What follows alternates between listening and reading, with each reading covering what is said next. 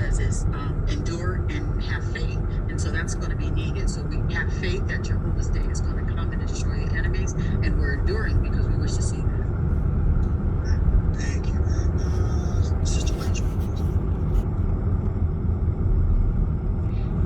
Revelation, the Apostle John described some of the blessings that we will soon enjoy.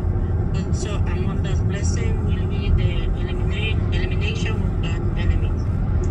All right, so let's talk about those God's enemies described in signs. Paragraph 3. In the very first verse, Revelation tells us that the information we are about to read is being presented in signs, that is, in symbolic language. God's enemies are described symbolically. We see a number of wild beasts. For example, there is a wild beast ascending out of the sea. It has 10 horns and 7 heads. That beast is followed by another wild beast ascending out of the earth. That beast speaks like a dragon. It makes fire come down out of heaven.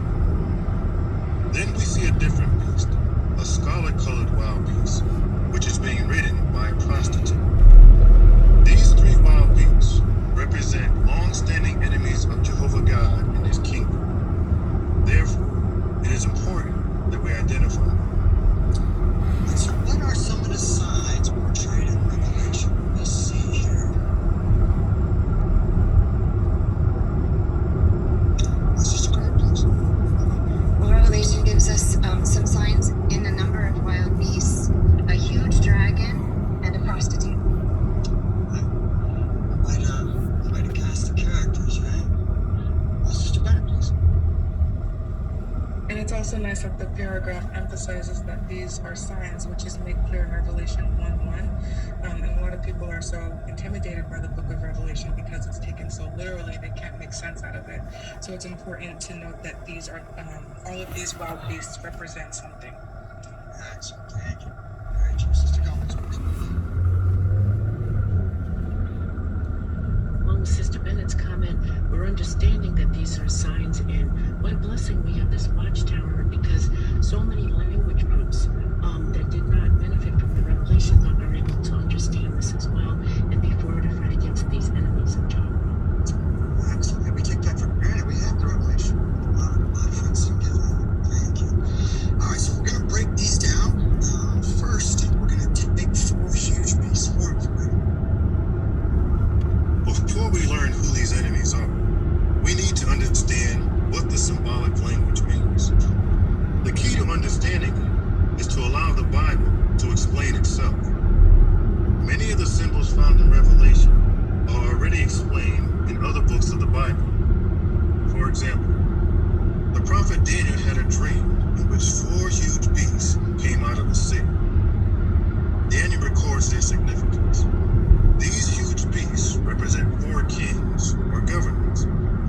That clear explanation helps us to understand that the beast described in Revelation must also refer to political powers. Let us now examine some of the signs described in Revelation. As we do, we will see how the Bible helps us identify what these signs mean. We will start with the series of wild beasts. First, we will identify whom they represent. Then, we will see what happens to these beasts. Finally, we will consider what these events mean for us. All right, so we need some readers. We have Daniel chapter 7 here. Mr. Noble, have you read verse 15, and then Jeff Benjamin will have you read 16 and 17, please. As for me, Daniel, my spirit was distressed within me, because the vision of my head was framed. When near one of those who were standing there to ask him about the true meaning of this. So he rapidly repelled and made known to me interpretation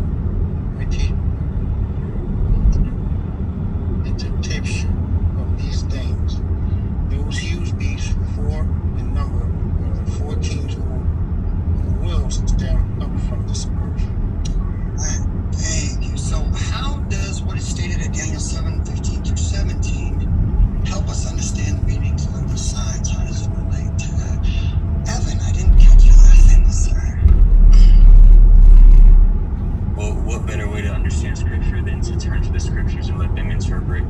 So we see in Daniel 7:17 that the four beasts were kings who would stand up for the earth. So we saw that those were political powers. So we know that the beast that we see in Revelation also referred to political powers. Thank you. Sister Talbot. You know, in the ministry, a lot of times people will tell us that the book of Revelation At the next light, turn depends left. on the interpretation. So one organized religion may take it one way and another can take it another way. But how much sense does that make if the author of the Bible, Jehovah God, wrote something to confuse us? It's actually here to help us. So once we get the correct interpretation, as Daniel was saying, he was afraid. He didn't know At what the was light, going on. turn left. Once he got the interpretation and understood governments, kingdoms, it made things a lot easier for them and for us today. Thank you very much. So we see that we have a key here. We have our first You've entered the thing